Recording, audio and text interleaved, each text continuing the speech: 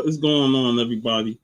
This is your boy Sean, aka Puff Comics 83, and we are back after a week off to talk the movie A Soldier Story.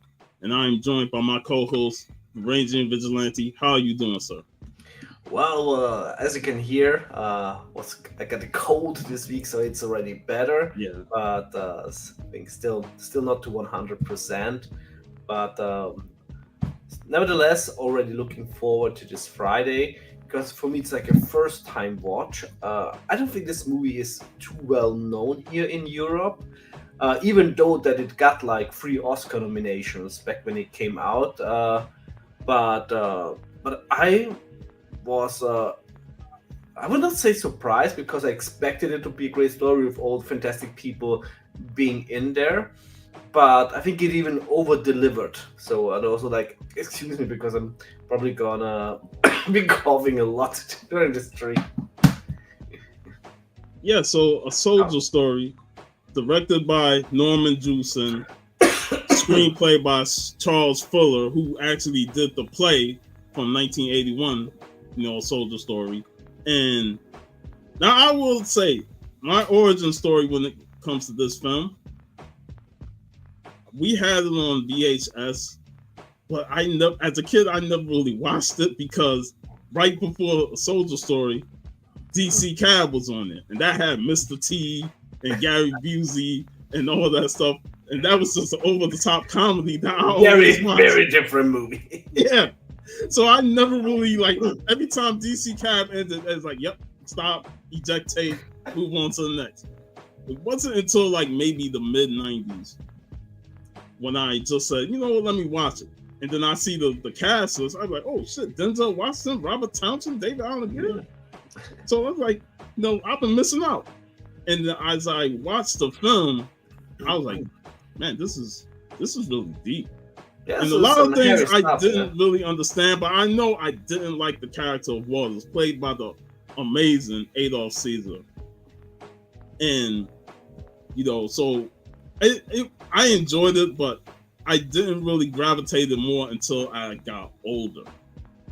And as I got older and I started experiencing life, that's when I revisit the movie, and it dawned on me that a lot of what Waters was saying was true.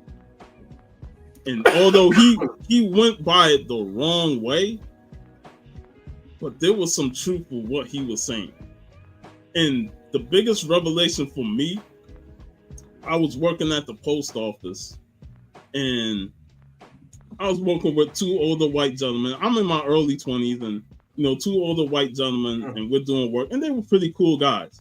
The radio was playing, and a song came on, and I say D4L's Laffy Taffy song, and I swear to God, I felt so embarrassed because that song was horrible, and it made me feel like this is hip hop that people want to listen to. It's an embarrassment of a song. That's just how I felt. It's a party song. It's a club song. People loved it or not. But for me, it just had such ignorance and such disrespect when you really listen to the lyrics and you hear it out. That it's like, man, do we really want to be represented by this type of music? And I was so disappointed because I'm working with these guys and they're cool guys, and even they're listening to the song like, what the hell is this? So I went over and I turned the radio off, and I felt bad.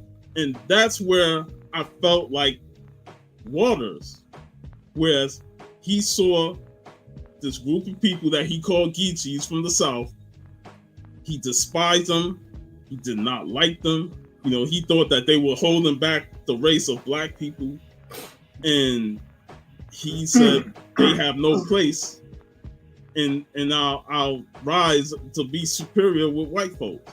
So, and I'm not saying that, if people like the song, hey, they like the song.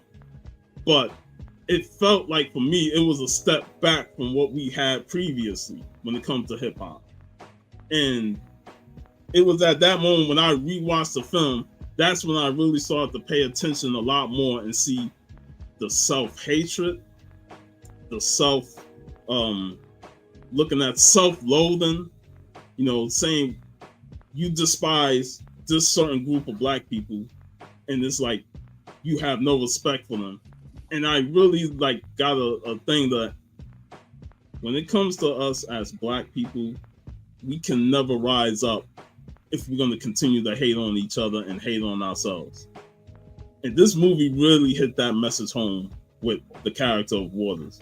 Because, yeah, I understood his reason, but the way he handled it, especially with how he set up CJ, like that to me was the most egregious part of the film. Because CJ represent, yes, he was Southern, yes, he was, pretty open-minded, and he represented that culture, but he was happy, he was, loved playing his music and loved singing, and he was athletic when it came to baseball, and just the way the sergeant despised him just showed that he took this man and he ruined his life to the point where he just committed suicide.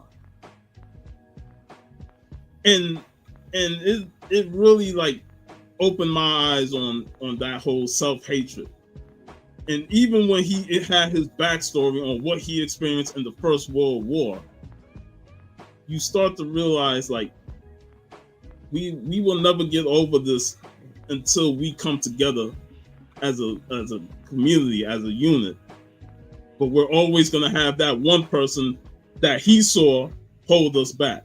And in my eyes, I don't think it was CJ, but there's always going to be somebody that you're going to look at and like, man, this guy done set us back so many years. Yeah. Go ahead. Yeah, I can totally understand that. I mean, it's like very similar here, of course, from within another different historical context. Because, hey, Donnie, because let's just say we were a little bit wild in the Second World War. Like we did some things. So it's also this existential crisis for Germans after the Second World War that basically is. It's actually quite similar that is like it's that still nowadays a lot of people have problems like being proud of the heritage or acknowledging their own heritage, even if it goes back thousands of years, just because of like 2 decades of something. So it's like also that today we are still very much divided by itself, and as you said, like a house divided by itself cannot stand. So when a culture works against each other, it's self-destructive, and it's a bad thing. So I'm all for like that people, acknowledge like their own culture and look what is good in there, and not always focus on the negatives. And I think, as you can also see, like nowadays, still in the US, and these are like the news we're getting here, that there are still very much, self-harming elements within the different cultures in the US. Yeah, it's a lot of it going on, especially with what's going on in the political landscape. People arguing, going back and forth, like it's a never-changing cycle. Yeah. It's really sadly nothing we can change. And it also, this also ties into when we talk blue collar, that Yapakolo quote, the old versus the young, the new versus the I say new versus old, but whatever. It ties into that theme of generational conflict. Each generation is going to have conflict with the previous generation, and Waters comes from previous generation, and he's training the upcoming generation, and he's doing it in a demeaning and harmful way. Like, yes, as a sergeant, you got to be harsh, because you got the whole theme of the movie is World War II. That's the background of the film. And that's what I find also so interesting about it, because I love World War II movies, and and to see like this movie like from the US perspective, like very specific.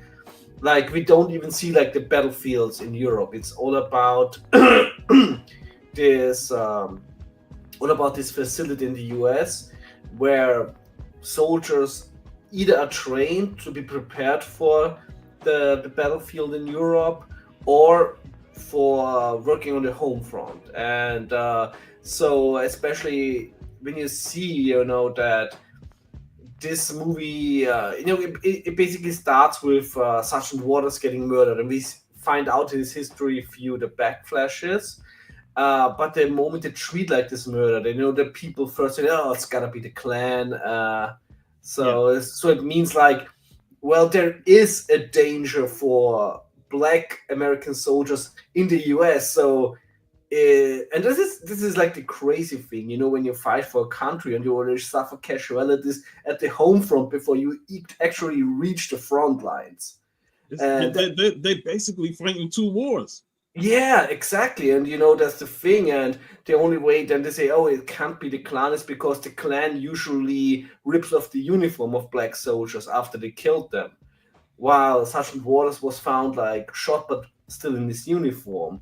And from there on, like this is like this is like the thing I really love about this movie, is that on the one hand, that this is like this who done it, but also on the other hand that either like each backflash also flashes out the character of Sergeant Waters, like his good abilities, his bad abilities, and everything that can be like very much interpreted. So we learn the human being, and he's such a multifaceted personality, like on the first glance, very easy to dislike because of his unfairness and his standards that he puts above others that go above the soldier duty.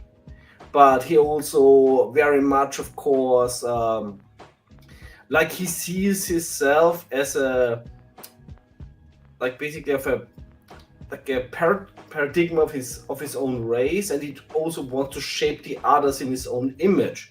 But his interpretation is very much debatable on that point.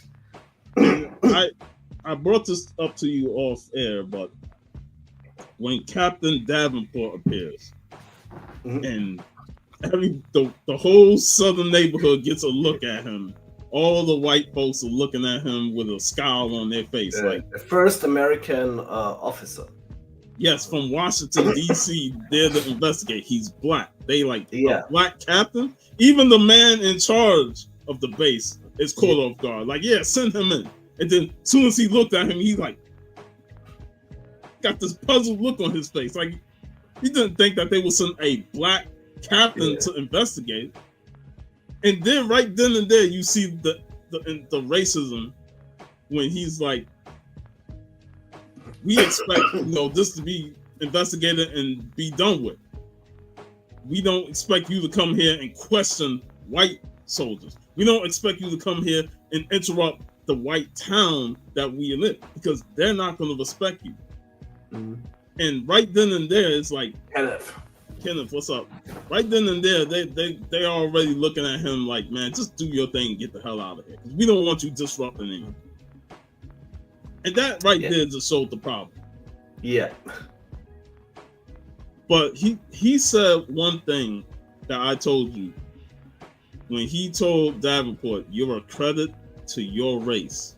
They're gonna look up to you because most of the soldiers never seen a person like you with the stripes and the captain.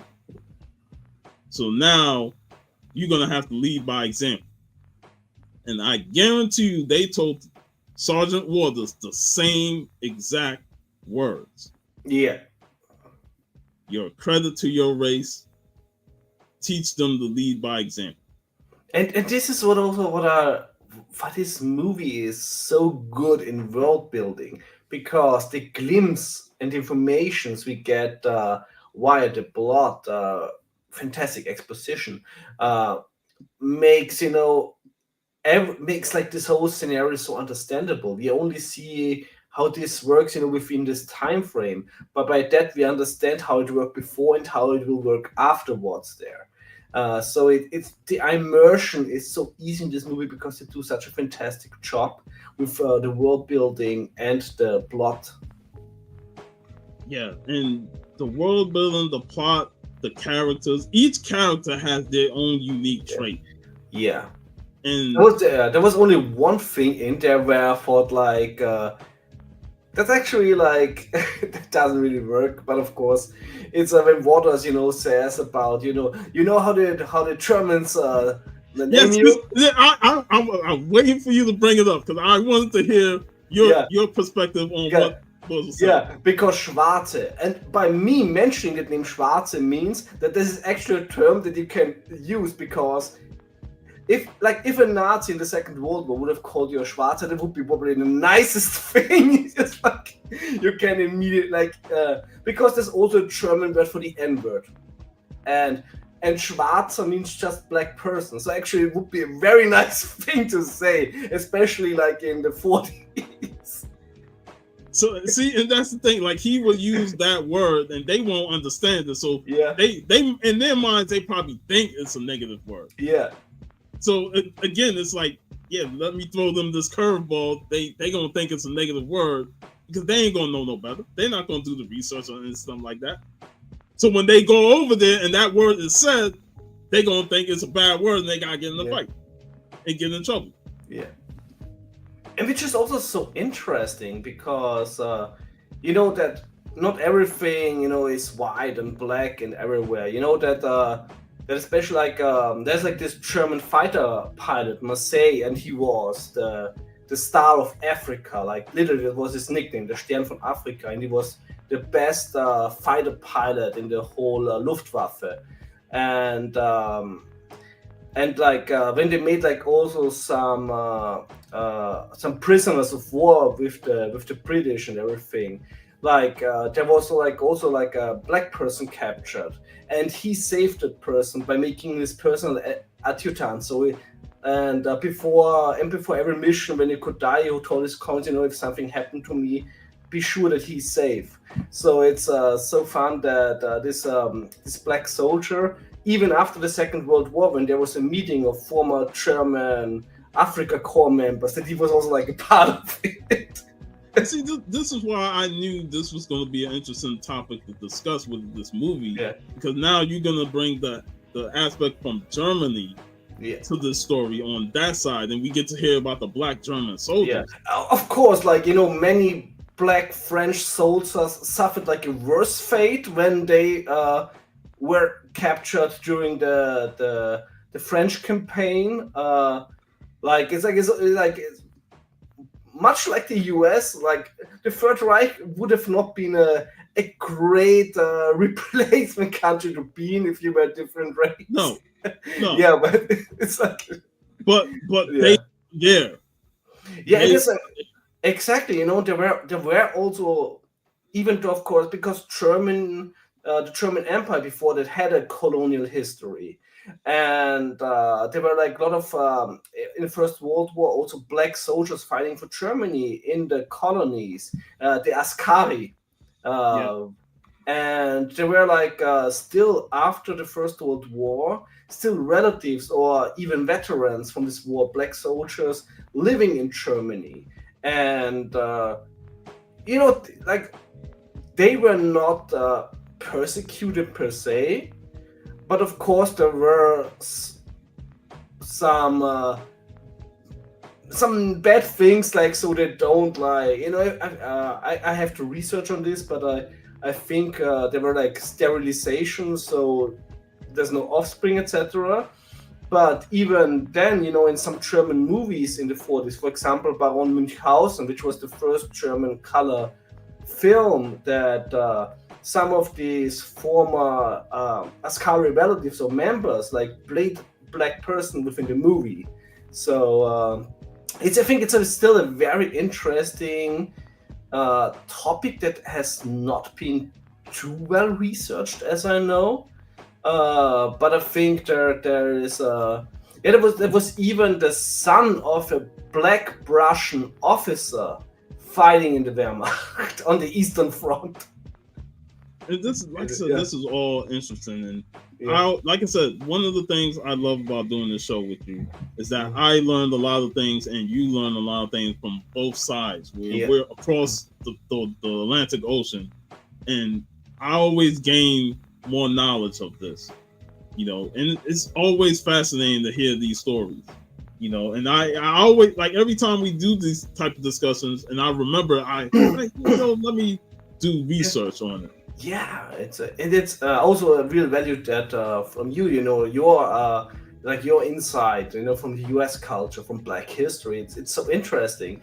There's this one interesting German propaganda poster, which was, I think, from 44, 45, before I think it was actually after the D-Day, where there is the US, shown as a pseudo liberator, and basically, this US robot, like basically robot, this US monster was, attacking Europe, and you see, like, within that, basically, it had like a KKK hood on, and the body was like a cage with black slaves in there, and there was like this question mark, liberators question mark. So that it's so funny that even like the Nazi propaganda machine like called the US out of their racism. which is like the irony. Like, and the sad part is, like, this thing's still going on to this day, where they use propaganda to make themselves try and say, yeah, this is happening and stuff like that, but you're trying to spread all this negative information. That's not true. Yeah, it really is. Especially with the US, the crazy thing is when there are people that literally are sacrificing their own life to fight for the country, and then they don't get the recognition they deserve. Yeah. I think this is like the most horrible thing. Especially with the Vietnam soldiers. Yeah, that like this is like whole. It's a whole catastrophe by itself, because in my opinion it's like, when it doesn't even matter for whom you fight. If you fight for your country, you should always be regarded a hero in your own country. Yeah. So one thing I love about Captain Richard Davenport, played by the great Howard Rollins Jr. Fantastic performance. And he came in there standing on business. He was there to do his job, despite what the other officers thought of him. They was not going to impede on his investigation. Yeah. Even when they tried to cut it short, they like, no, I'm going to stay and finish it off. I'm going to do my investigation. Yeah, absolutely. And this portrayal was so fantastic. Not only from his detective skills, but also that how thorough he was. He wanted to get to the bottom of this. And even though that they were like ready to throw like two other officers just under the bus to get like this done, and he said like, no, this doesn't add up. And look at that scenario, where how Taylor was ready to lock up the white officers after he was resisting him investigating them. Because he like, oh, no white officers are going to be investigated, because they always going to be target number one because of the racism, because of maybe there's association with the Ku Klux Klan. So once he got involved with those officers who encountered Walters before Walters got shot, and they even had a flashback that showed their encounter with Walters. Yeah. So the movie makes it frames that they the one that killed Walters, which, if you watch this movie, in your mind, it's like, that's got to be a red herring. Yeah, exactly, because it was way too soon. It's way too soon. What's up? Great legend? Yeah, but it was like, it's a red herring. But the way they filmed that scene, and then the way they did the investigation, was so well done. And those guys were complete assholes, like straight up racist. And you wish it was them. Yeah, you know, even if they were not the murders, just for their behavior, they should have been at least a few days behind bars with the military police.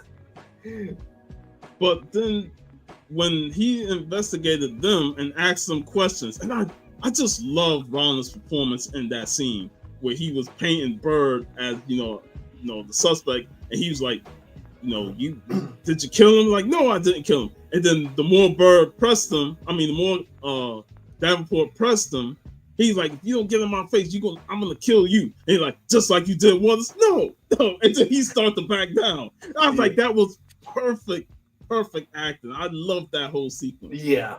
And then once the other guy told him about the issues of the 45 gun, that's when Taylor was like, I was not informed of this. And the big man above him, kept it hidden. Right then and there, Taylor had like, oh, you're under arrest. We're gonna arrest you. And Davenport like, no, let them go. Think about the what if scenario. If Taylor had those men arrested, and then they find out they truly were innocent, welcome to lynch mob. Yes, the backlash he would have gotten from the white soldiers and the white superiors, his career would have been over. Yeah, and this is also one of the fantastic things about these films, that they go where it's uncomfortable. And I think like storytelling nowadays is often very cowardly, but this film, like, doesn't care. It really goes like to certain depths, and I think that makes it authentic, and that makes it also, like I say, it's so the world building, it's so easy to immerse within it. What's up, Al? Hey, Al.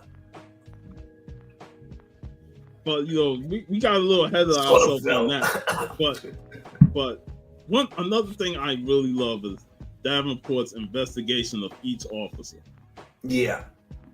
And the first officer he interviews, he investigate, is James Wilkie, played by the late Art Evans.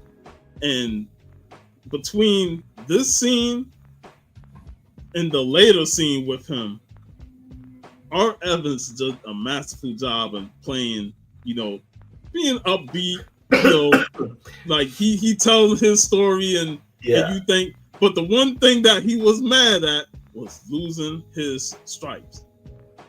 Those stripes meant the world to him. And it truly does, because when you rank up and you like, I got my stripes, I'm ranked up, I'm making money and stuff like that, then it gets taken away from you. You get busted back down to low level. It's like, fuck, now I gotta start all over again. And hard to get them back. Yeah. So, but he had a strong relationship with Sergeant Waters. Yeah. And this also what with all these talks is that we got with the backflash is like always, of course, from the point of view of the person who tells it, and like Wilkie tells it like absolutely, he laughed it like in the bar, the live music, and it was just even the more of like the side of Waters that he respected, but we already see that Waters was like very loose with the liquor. Yes, very loose with it. And while you think that Waters is hard ass, again, like you said, it does show his humane side. Yeah. And you would think he would have a better way of handling his soldiers. They show him respect. He teaches them hard lessons, and in the end, they all respect each other. But then there's tensions constantly being built.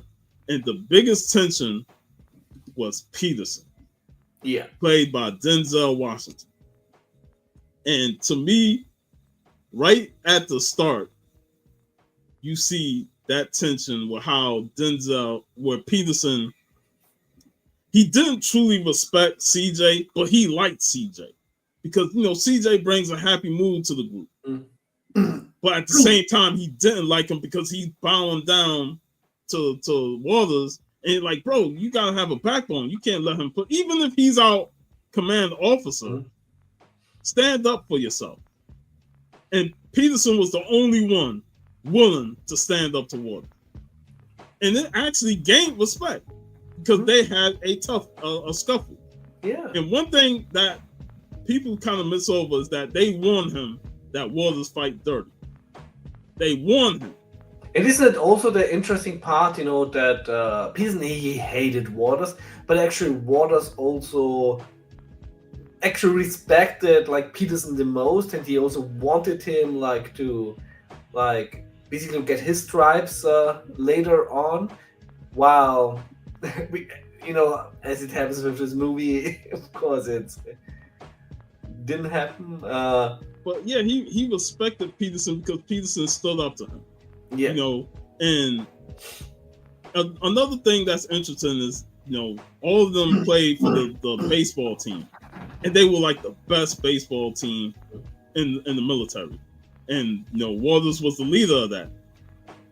And it showed that not only did CJ can sing and he could play his guitar, but he was one of the best baseball players on the team. So right there, you got 3 attributes that if he would have gotten through the war and survived, he had something to fall back on. Yeah. He had a career after the military. Waters didn't see it that way because he felt that CJ was just too happy-go-lucky, all the geeky, and he's not fit to be a war man. And Peterson looked at CJ like, yeah, I like you, but I don't 100% respect you because you ain't got no backbone. So everything revolves around CJ's presence on the team. And that's where the whole point with Waters, like, he's in the dilemma that gets him killed because of what he does to CJ. And that, to me, brings the issue of self-hatred, hating on another person because you don't like what they represent, thinking back to his past and what happened in World War I, and we'll get to that part, and saying that you don't have no respect for the people, that you just want to wipe them out. And this is a beautiful thing about this movie, because it doesn't present us stereotypes. It presents us very well fleshed out human beings in their struggle at a certain point of history. And that's the beauty of this film. Yeah. It shows you the nasty truth. Yeah, it would be so easy to make like a movie where basically, to see just like how bad like every black soldier had it back then, and then the 2 white officers as killers done. Like, this would be very much a movie how they would do it nowadays, where they lack the nuance of the historic setting, also the nuance of humanity. And this movie, like I said before, it dives into like the uncomfortable, like with certain things where you wouldn't wish what happened, but it happens. And it also, like I said before, that it's based on a play, and I think this is basically why, with a play you always have like very fleshed out characters. And so also I think you can make a comparison by the fantastic world building and the characters, also with A Bronx Tale, since it's also based like on a theater. Yeah. So I think it has like very similar storytelling and a very similar impact than Bronx Tale. And I always felt like movies that were based on plays, especially if you get the right people and the person who directed and written the play involved, they tend to always have the strongest actor. Yeah. Because they know the play beat by beat, and they deliver the best performance. That's why Adolf Caesar's performance is masterful in this film, because he was a part of the play. Yeah, but also interesting, how does a black guy get the first name Adolf? That is interesting. I looked it up, and I was like, he had to have some. There has to be something involved for him to have the name Adolf. But and another thing about the character of Waters, like, he's the lighter skinned black man and everybody else is dark skinned. So again, there's that colorism thrown in there. That this man is berating all of the dark skinned men, and yet he's of a lighter complexion. He wants to fit in more with the white officers. And he even mentioned it during their scene at the beginning of the movie when he was drinking with his buddies. And like, maybe I might send my son to a white school and let them rub off on him. Right there telling him that he wants his son to be associated with them. Yeah, basically fully assimilated. Yes, indoctrinated, assimilated, all that. He wants them to be assimilated into their culture. And that right there, like, yo, that when I really paid attention to that and listened to the commentary, that shows that, you know, there were people out there that really wanted to assimilate themselves into that culture because they wanted to distance themselves from Black African American culture. It still happened to this day. It's sad. It is sad, except for Dave Chappelle show with Wayne Brady.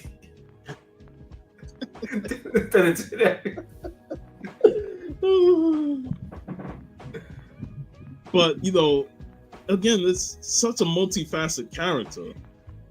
And I love the story that Peterson had, and he talked about the fight scene.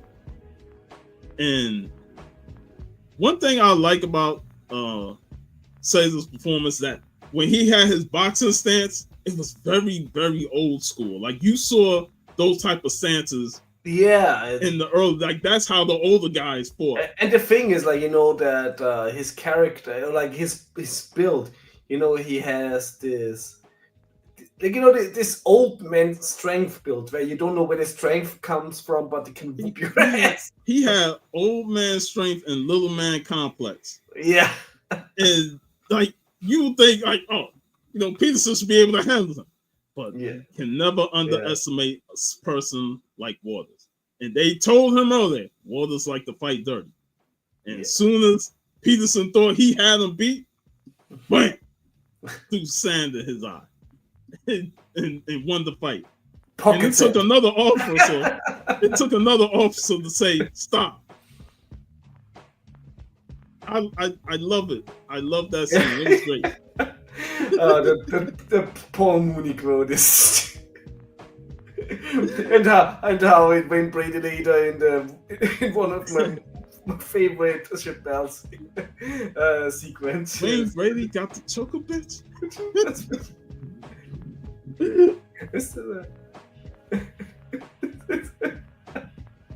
But on that note, do you want to dive in and talk about the character of CJ? Do you have an opinion on that character? In generally, this goes again, what I love with this movie is that there are no stereotypes and you get so many different point of views. So it is so captivating that you know, like before, I think also like Donnie mentioned in the chat, it doesn't seem necessary that it's sad that this movie gives so many different viewpoints on how human beings like think what it is to be Black. And hence I think that how they portray it in this film makes it that, you know, that every audience member can form their own opinion on it. And I think, like I said before with CJ, that, you know, like I said, wouldn't be a man for war. Yeah, because he even said that he didn't like guns. Yeah, there is this from a German, actually a comedy about like about the Second World War. I think it's called 0815, where basically they say is that musicians don't have hands for war, and if they get hands for war, they don't have hands for music anymore. That's true. So I think it's a very tragic tale, and like I said, like I want to quote the Bronze Tale again, or like go to the Bronze Tale again, is that wasted talent, of course, not by his own fault, because he was basically. He almost felt like that he was a pawn between the struggle of Peterson and Waters. So if Peterson would have not been there, he would have lived. If Waters would have not been there, he would have also lived. So I think it's very tragic that he probably from everybody there, had the most potential because he had so many talents within arts and sport. And he has such a bond with Cobbs, played by Yeah. David Allen Greer. And when that part of the story, when he interviews Cobbs about it, and Cobbs talked about how he saw him the day after Waters visited him, and CJ was just in the dark place. And when they showed the flat with Waters went to see CJ, and that's when he said his famous quote, "The days of the Geechee is over." And it's like that broke CJ. He was completely broken. Yeah, because what is left of a person when his culture doesn't see a future. And on top of that, the whole setup with how they set him up just to get him behind bars. Yeah. It's like the man didn't do nothing wrong. But his Waters' complete hatred of Southern blacks, he said, I need to eliminate CJ. Yeah, and I think that was like the worst thing that Waters did, what we have seen within the timeline of the movie, was like really setting him up for this. He was pushing him, to punch a superior, to get him there behind bars. And once that happened, he fell for the trap. Yeah. He fell for the trap, and now CJ is behind bars with no guitar. He can't sing. He can't do what he enjoyed to do, and he enjoyed being around the guys. But Waters didn't see it that way. And when we get that backstory from Waters on what happened in World War One, you see his point. You see his point of view, and you understand it. Yeah. Because what he went through in World War One is a disgusting act in itself. With what the black soldiers had to go through over there. World War One, I still think up to this day that World War One was the most horrible war to be a soldier in, because life was so worthless on each side, and the trench warfare, and then surviving it, and then also getting mocked by your own allies, also with the French, which is so interesting because on the one hand, of course, he's very proud of the medal that he got from the French, but on the other hand, you also see that how his comrade behaved, and how they then of course did this horrible charade it was horrible. Yeah, they basically put a tail on him and told him to act like a monkey. Yeah, and this whole story is so important to get the character of Waters, because this was such a this was such a big reveal. Yeah, a character building moment for him. This was you can truly tell this when he's in thought of a decision, this is the memory he gets back to form a decision. And the way they shot that scene, because CJ is up on the stage singing his song, playing his guitar, and Wilkes is with Waters, and he turns around, the mirror is there, it shows CJ in the background, and he tells that story. The background gets dark. Yeah. He tells the story of not only the World War, but how he did it to other blacks of the Geechee You know, he did this to multiple of them, and it's like, man, this shit really got dark, and he Yeah, is got very determined. He was determined to take all of them out. Whoever came to his grounds, he spotted them, and he was looking at like they are not fit to be a part of war because of what he experienced in World War One. Yeah, because for him was that because like he saw like the way that he managed to get into his position as the only proper way to do so, and everybody who was like not on his side was the enemy, and basically from his mindset it's either like you can be a human like I am, or like everybody doesn't act like me is an animal. But that doesn't mean they'll love you. Exactly. That is, I mean, it's like I say, Waters is a very hard person like to love or to find sympathetic, but such an interesting character, and like I say, such a fantastic. I even like, I actually like the German title of this movie there, because it has Sergeant Waters like in the title, like Sergeant Waters, eine Soldatengeschichte, a soldier's tale, a soldier's story, because this movie is like Waters is like the binding glue of this story. I hope the people over there didn't think the character on the cover was Sergeant Waters. Yeah, that's the problem when you have his name on it and you see Henry Rollins Davenport. It's like, oh, that's yeah. No, but I don't like it's like I said, it's currently things set not in print, so I had to get like an old DVD. You can always tell how old the DVD is by the quality, because this is good plastic and it has like an inlay with chapters. Yeah. Which and of course here that to go into the characters a little bit closer so nobody gets confused. But yeah, it's old DVDs. Today it would be a special edition. Yep. But again, it's like this movie is so fascinating and so multifaceted with the character development, and it goes around when he starts with Wilkes and he ends with Wilkes. And like I said, Art Evans' performance and just the amount of time he had was masterful.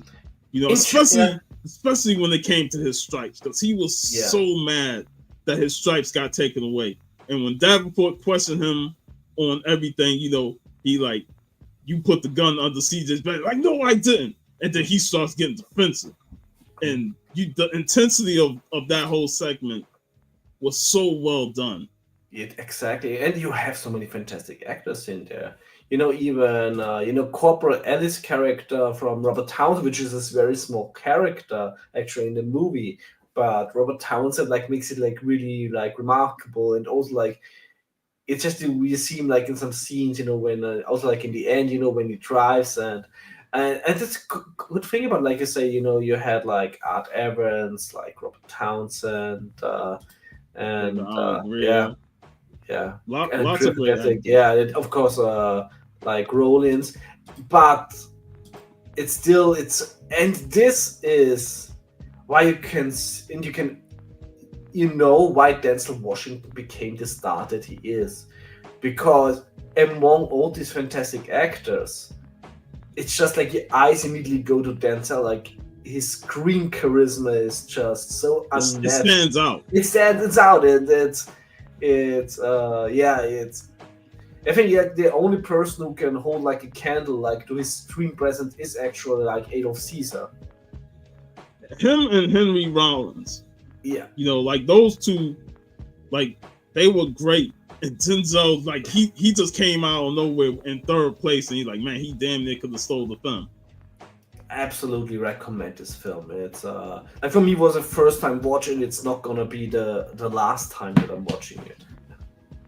And like the whole thing with Ellis's character that I found funny was how he was driving him around the base, And Davenport's like, he's looking like he's hanging on for dear life because of how, no, he's not driving wild, but he's driving pretty fast. And it's like, yo, am I going to lose my papers? And that the papers actually played a role in it, because when Ellis said, no, I was driving and papers bounced out, that's how he found out that 2 white officers encountered Waters, and that's supposed to have been covered up. Nobody was supposed to know that, but he saw it, and he just, kept it going. So he told Davenport, like, yeah, 2 white officers saw it. And when he questions about it, they like, you ain't supposed to know about it, but now I gotta talk about it.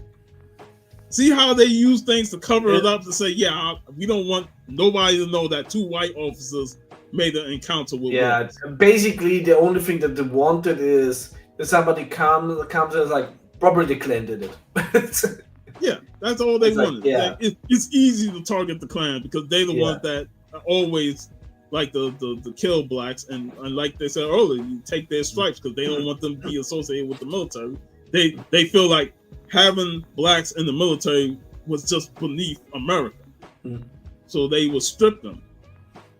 But and this is like also interesting in this movie because even though you never see the Klan per se in the film, they only talk about it. You also see different kinds of racism, like on a scale from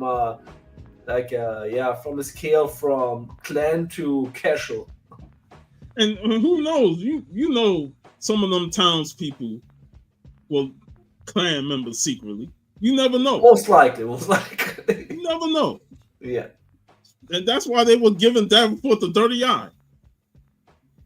So it's like even the little things add up, and you get to see David Harris.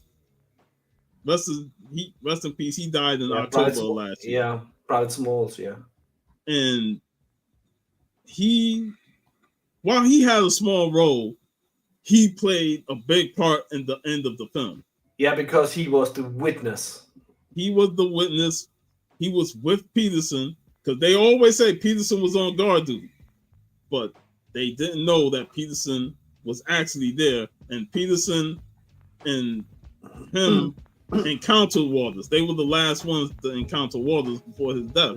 And this is where we get Peterson was the one that shot him. And again, the movie framed it like, yeah, Waters respected Peterson for stepping up to him, but there was still animosity. And it was all because of what Waters did to CJ, setting him up and putting him in jail. And that's where Peterson's like, you know what?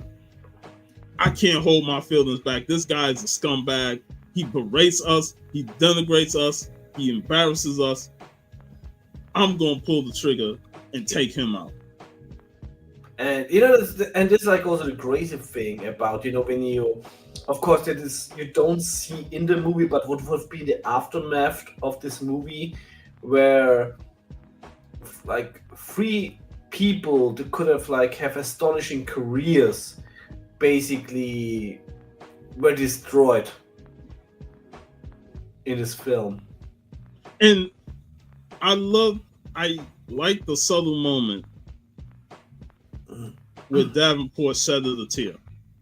Yeah, the end scene was so fantastic because it was raining outside, and like from the outside, like also the lighting from the rain from the window was projected on his face. So even before he shed a tear, it already looked like he was crying from the rain outside. But then he shed a real tear. That was top cinematography. Because when he told Peterson, "What gives you the right to bring justice towards another Negro?" and it's like right there, you just see the disappointment in his face. Yeah. Because to be honest, he really wanted it to be one of those white soldiers because of the high tension races. And when it was his own people, that's why when he told Taylor, he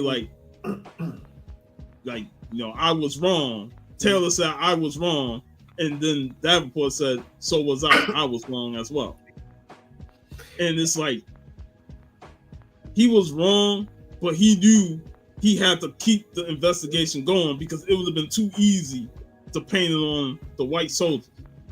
Yeah, I think the character of Captain Taylor was also very interesting, especially like the last talk they had like in the Jeep, where because Captain Taylor actually was like the most accepting officer, Yeah, or the most tolerant, and also he said it's like it's just gonna be like very hard to get like accustomed to like yeah. but I'm not it just adds so much layers, and the symbolism of the rain with that teardrop, so that he may have won, but he also lost because yeah, of the separation that the soldiers are going through. That it was one of their own that killed one of their own. because also the aftermath of that is also that how can like also like this force afterwards work together as a unit on the battlefield. So basically there was not like not only like the personal pain of that within your own culture, within your own people, that this violence took place, but also that the impact of this, like the lack of trust, and basically also that this is like can become like a very vicious cycle. And again, it's like the movie just does so well. I covered this when I did my 28 days of black films last year for Black History Month, and I was like, this would be an interesting movie to talk about. Yeah. And what do you think of the celebration scene when they were finally going to get shipped off to the war? I think it was a very good scene to end the film, because it also felt like that. Like I say, it's the celebration scene to go to war. This would have actually been usually something very heavy, because we're leaving our safe home and going to the dangerous front, but there was like no safe home. No. So basically they try to leave like Louisiana to go to the front in Europe, to be actually like of course you have military celebration anyway, but from the faces, like people seemed relieved to go to war. But I also see it as a celebration that they're finally getting that opportunity after so many probably years of training, and now they finally getting the opportunity to go to war. Because again, like they're looking at it as we're black, they don't respect us. Yeah. So who's to say that they're going to send us over there? But they finally get the call, and they saw, oh, we're gonna kick some Nazi ass and stuff like that. The excitement level on their face shows that they're finally getting the opportunity that they trained hard for. So I just look at it like, yeah, it's you celebrating to go to war. Like, it's crazy. It's insane that you want to celebrate it. But I also for them, they've yeah. been held down so long that they just want to get a chance to go over there and prove themselves. Go ahead. What are you going to say? Yeah, like I say, it's like it's so crazy that your home is not safe. Like it's like almost as dangerous as a front line. And it's and it's a chance to go somewhere else. And even if it's war, I mean, you're already in war in your own home country. Might as well go to war with another country and see how that goes. I still laugh that like how Muhammad Ali phrased it before the Vietnam War. That like the Viet Cong never called him the N-word. why should he fight them? Yeah, it was the same thing that Muhammad Ali said. As well, yeah. When they want to draft him to go to war, and he's like, I ain't got no beef with them. Yeah, I'm at war in our own country than I am with them. So I this movie hits near and dear to heart. What also would be very interesting, I mean, I'm pretty sure this is well documented, that with Jesse Owens with the Berlin Olympia in 1936, where he won the gold medal, that actually the stadium cheered for him like a lot. So I would be interested, like how he was treated actually in the US afterwards, as he got as cheered like as in Berlin in the Olympiastadion. And before we ended, I just want to revisit the Geechee term, Gullah Geechee, because I felt like it's important that people understand what it meant. I'll just read this expert.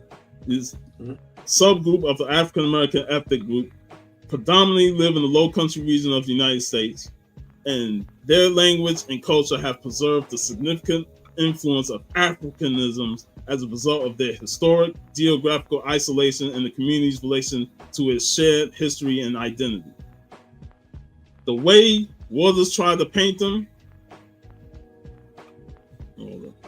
Yeah, Hitler was not pleased, but the audience actually cheered. But the way they try and portray it in terms of Waters is like the Geechees are low class and they're not smart and stuff. But really, when you look into the history of that subculture, they are very smart and they understand the original origin history of Africa, and they kept that in, blended with what they learned in America, and created their own identity. It's still going strong today. And I'm not sure, but I know my great grandparents were born in South Carolina. That's where my grandparents originated from. They came from South Carolina. And that's where the influence is the most heaviest, in Florence and Charlottesville. So I think my grandmother mentioned it, but again, I wasn't around her enough to really, and I didn't really understand what it meant. So whenever I did watch the movie, I never really explained it to her what it meant. But she probably would have explained it because she grew up around it. Yeah, I had no idea about it before, and I think this is also a very interesting aspect to bring up.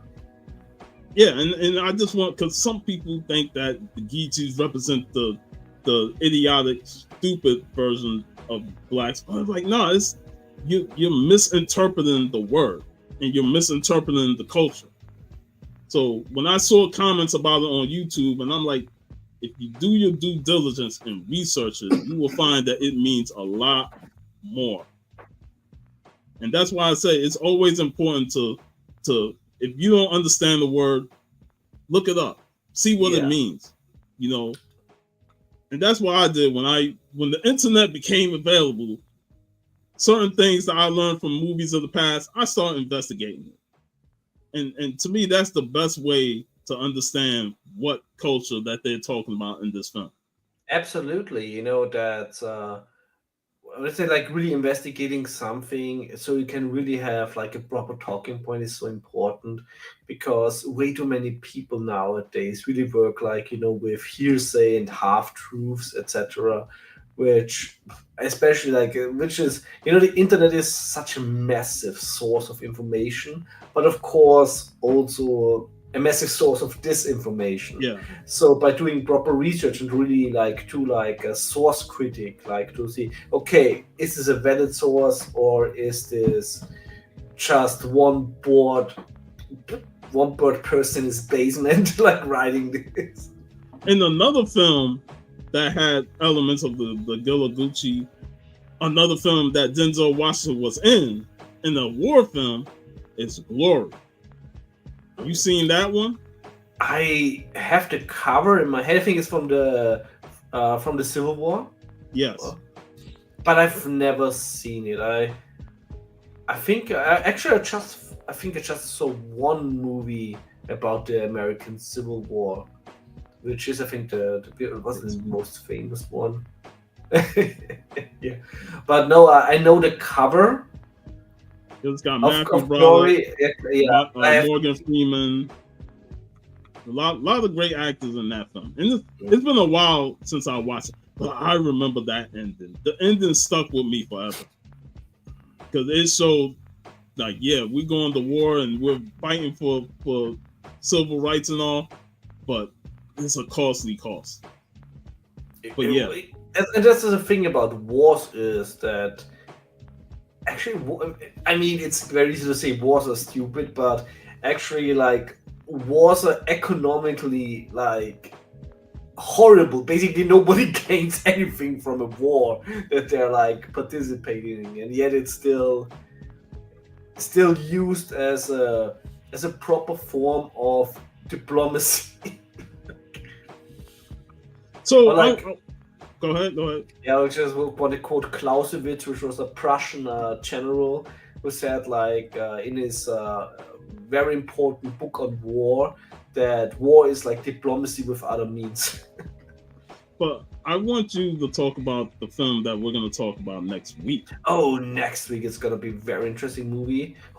I still hope you can get it so we can discuss Cobra Verde, movie by Werner Herzog with Klaus Kinski, and this movie deals with the slave trade. So it's gonna be very interesting. I'm very interesting. Like, what is your opinion on it? Because it's also a movie where Werner Herzog, and everybody that knows Werner Herzog, one of the most intelligent people on this world, and one of the directors who really go to places to make a movie. For example, like Fitzcarraldo, that really shot like in the jungles. Cobra Verde, like cobra, like the snake, and verde, like green. Yeah, I'm gonna look that up again because I did save it, but the site I have, I also sent you the name on Instagram. Yeah, I was gonna go through the Instagram list, but and this is very interesting because the great thing about Werner Herzog is he gives a shit, and he just like, he doesn't care if something is uncomfortable or not. He makes it a topic. Yeah, this film wasn't a comfortable film, you know. Yeah, exactly. This is what I appreciate so much about it, because way too many movies, they're looking like for easy answers and like for lazy way. And this movie, I was not really sure what it was actually about. When I was going into it, I just know it was set within the time period of World War II, and of course that is a tale of soldiers. And so like I totally went actually almost blind into it, and it was so positively like captured by this film, so that I already think they should do do a 4K special edition about this, because it's a great movie. And despite being nominated by 3 Oscars in a time period where the Oscars still meant something, and yet it's a movie that I think outside of the US, probably because of its topic, is not as well known as it should be. Well said, man. And that's the thing. Like, you got to see this film next week. I'll get to watch Cobra Verde, and I'm looking forward to it because, again, I love exploring films that I've never seen, especially foreign films. And having Kinski in it is always. And the short films that we talked about with Kinski, The Great Silence. We talked about in the Man with the No Name trilogy. He was in that, and then the Time Runners film. Yeah. That was enjoyable, and that was directed by Michael Schultz, who directed Car Wash, Last Dragon, Cooley High. He directed a bunch of great films. So I'm looking forward to it, and I'm looking forward to next week. And that is it. Any last words? Fantastic experience. Hope next week my voice is back to normal. And even though it is March, because we skipped 1 week, was one hell of a Black History Month. We talked fantastic movies. We talked movies that for me were like a first time watch. And it's always good, to broaden your horizon. Exactly. I appreciate it, Donnie. Thanks for yes, being Glory. here, Al. Matthew Broderick was great in Glory. We will talk that movie eventually. There's, like I said, there's so many movies to discuss. But yeah, that will be it. I think Al said we'll be back on the Comic Call crew the following weekend. And we'll be back next weekend, and we'll see you then. So I want to say, everybody, have a great weekend. Enjoy your day. Peace out. Have fun.